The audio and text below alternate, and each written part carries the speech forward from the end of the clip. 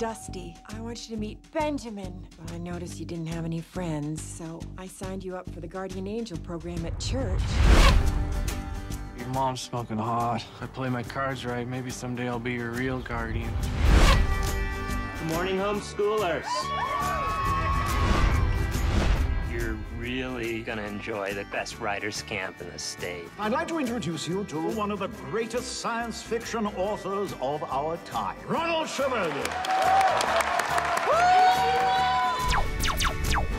I'm assuming you love to write fantasy fiction, except the character names in your stories are suffering. Need thou not be afraid? We can add Onius, Ainus, or Anus to just about anything, and it becomes magical. I'm just being really distracted this whole interview because no one can see, but the gentleman right to your left looks exactly like Bronco in a weird way. So anyway, I'm gonna try and focus.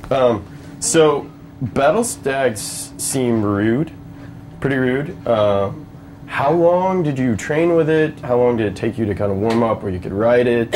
Was it trained or was it brought out of the wild for the film? Did you ride a stag too?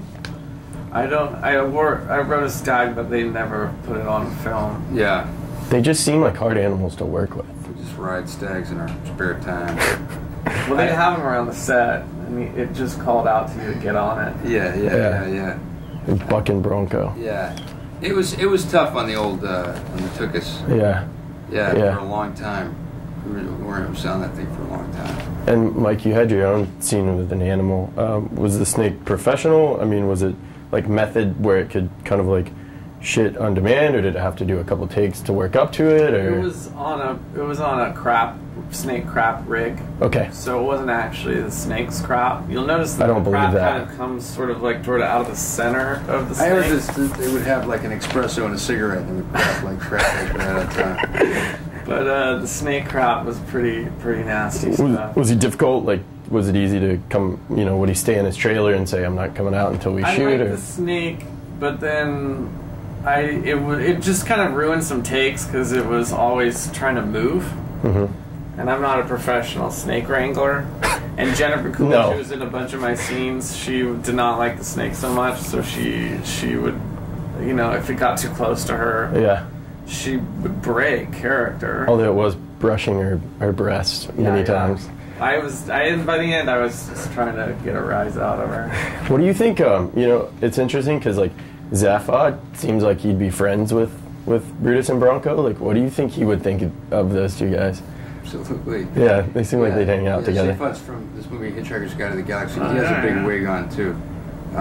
But he does not look like a gay Hulk Hogan. No. That's a good. That is. He's like a Captain Kangaroo a little bit too.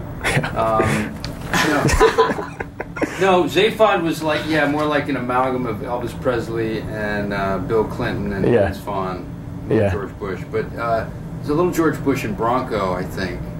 Yeah. And we've got it all. We're all over the map here. Yeah. Well, that's interesting that because that kind of leads me into like, as actors, is it like what's it like just to play these unhindered characters where you can literally like do anything you want with them? Like there's no limit. There's no over the top. That was not my experience.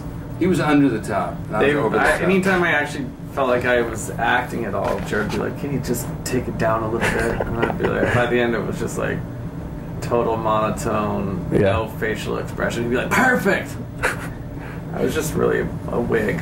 That's what I was. What about you, Sam? Is it just like a blast? I'm gonna get arrested by the schmacting police. No. I think I'll get a lifetime sentence. The schmacting police? For just going too over the top? Just breaking all the rules of the acting laws. You know, just schmacting my brains. Yeah. All right, last question for both of you. Duncan told me that you're maybe going to do a cool little Sam cameo in Mute, maybe. Yeah. We might do a little cameo for the clones in Mute. Yeah. And then you are doing Them now with Edgar Wright. What's going on with that? Well, Edgar and I worked on a script together, and he's just finishing a movie, Scott Pilgrim. And so now we're gonna figure out what's next. We, It's just trying to figure out schedules. Is it like them 50s sci-fi? No. It's an adaptation of this book by John Ronson, which is about conspiracy theorists. Okay, cool. Awesome. Thank you guys so much. Hey, I appreciate it. Man. Yeah, always a pleasure. Yeah. So when are you gonna let me read one of your stories? I've let my mom read a few, but they've just made her cry. You can read this. Bronco and Vinaya began their assault on the yeast factory. Bronco. I am your soldier. I'll cut to the chase. Unless you can give us something worth taking to print, we're just gonna have to let you go. Bronco. I can do better. Broncanus. Forgive me. Cyclops there. Cyclops there. Cyclops there. Turrets. Oh my holy crap. Surveillance does. I hate those. It's fantastic. And I've already approved it for print. Oh my gosh, is that the new Chevalier book? You stole my story. Awesome. All you did was change the character names and turn Bronco into a tranny. This is ridiculous. Sabine! How about you come down here and fight me like a man? Seize him! If there's one thing I can't stand, it's plagiarism. I'm completely distressed. I can't even concentrate on my audiobook narration. Gentlemen Broncos.